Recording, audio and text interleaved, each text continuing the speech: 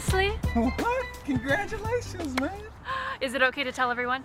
Yeah, we're just waiting for... Hey, everyone! Laurie and Thomas are pregnant!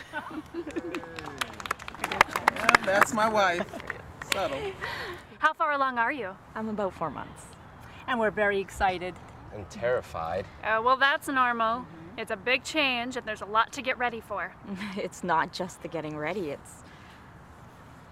What? I feel silly. She's worried about what happened to the Murphys up the street last year. I mean, I gotta be honest, we're both scared. This SIDS thing? It's terrifying. SIDS?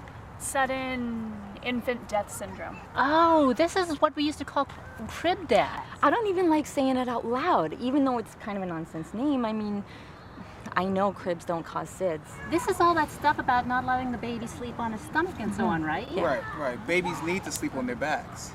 I'm sure they know what they're talking about. Because if you remember, you young lady. Spent many an hour sleeping on my stomach. I know, Mom. Yeah, but pregnant women used to smoke and drink a lot But more baby, back that doesn't make it right. I mean, we did a lot of things back then that now we know is wrong. But if babies sleeping on their back is the right idea, then why did I hear the Lawrences telling their babysitter it was okay for their baby to be on his stomach sometimes? They did?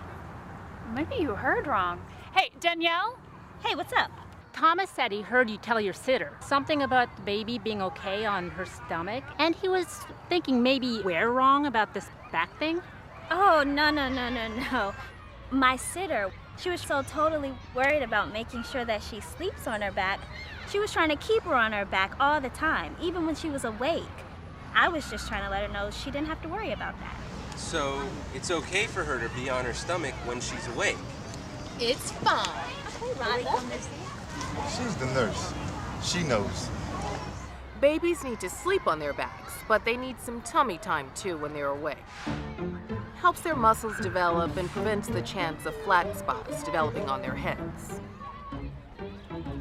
Rhonda, it's okay if baby sleeps on their tummies sometimes, right? Like for quick naps and stuff? There's strong evidence that babies are at increased risk for SIDS if they spend even a small amount of sleep time on their stomachs. The only safe sleeping position is on their backs.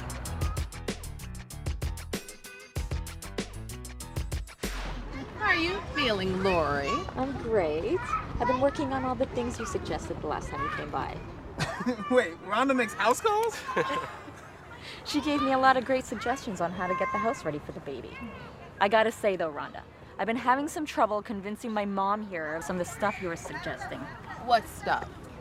Not wrapping the baby in blankets during sleep time. It's part of our culture to wrap babies in blankets. Unfortunately, we've learned that all those blankets can be dangerous. Yeah, and it's not just blankets, it's pillows, it's toys, it's anything soft, right? That's right. A lot of those things that feel comfy and cozy can actually be dangerous. They increase the risk for SIDS and could even suffocate your baby.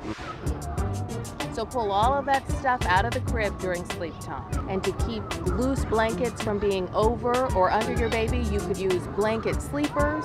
Baby should sleep on a safety-approved mattress with a fitted sheet. That's it. Rhonda, can we get your opinion on another issue? Are you about to get me in trouble with someone? Well, we'll just say we've been having what I call a disagreement lately about how warm we should keep our son at night. Hey, we've got the expert here. We should at least ask. I can understand your concern, worrying about the baby getting too cold. See? But But you have to take care not to overdress your baby during sleep time. Raising the thermostat too high or bundling him can actually overheat him, which increases the risk for SIDS. So if the room feels comfortable to you, it's comfortable for your baby wearing light sleep clothing. That's the safest way to go. Okay, you win. But as long as we're settling disagreements, maybe there's one more thing you can do for us. We're thinking about having a second child. I understand it's got to be a rule. No more smoking around the baby. I get that. well, do you get that we're not even thinking about having a second child until you quit smoking, finally? Look, I told you, I'm gonna quit. For good. Yo, man, when she's pregnant, that baby breathes what she breathes. So no smoking around baby, period. Okay, I'll stop smoking, I promise. Well, Since we're worried about this SIDS stuff, what about these babies that come home from the hospital with breathing monitors and heart monitors? That's okay, right? Well, they're for a specific health purpose, but we don't have any data showing that they decrease the risk for SIDS. What we do know is they can make parents feel safer when they're not.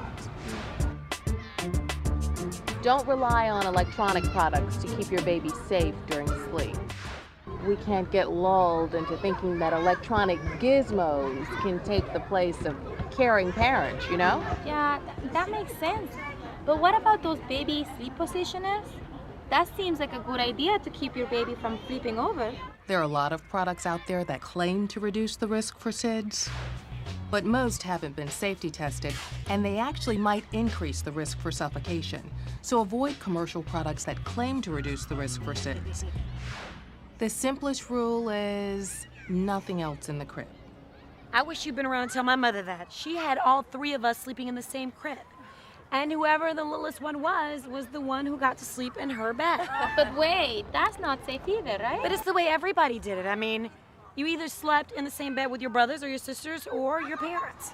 That's okay for older children, but for infants, it's not safe.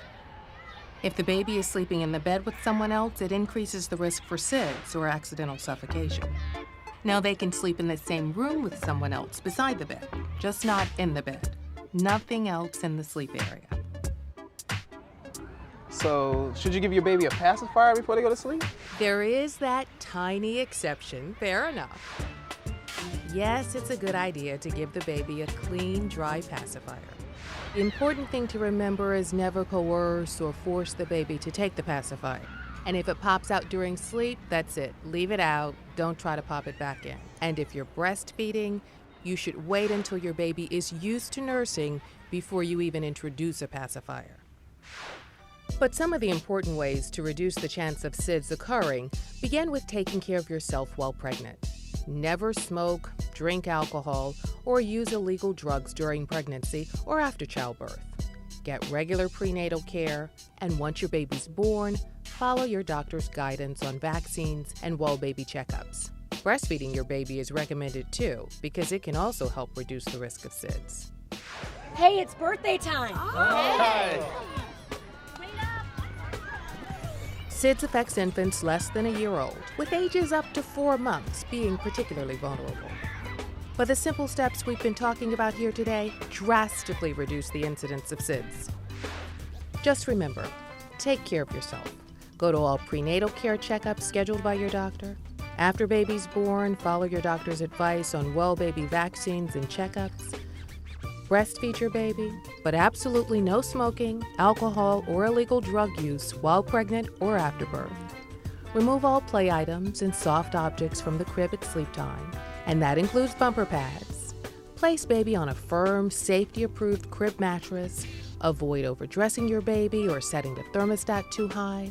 Keep baby's sleep area close to, but separate from where you sleep. Don't put your trust in products marketed to protect against SIDS or rely on heart or breathing monitors. You can use a clean pacifier for sleep time, and if breastfeeding, wait until baby is used to nursing before introducing the pacifier. No smoking around baby. Make sure baby gets some tummy time when awake and you're watching to avoid developing flat spots on the head and to support physical development.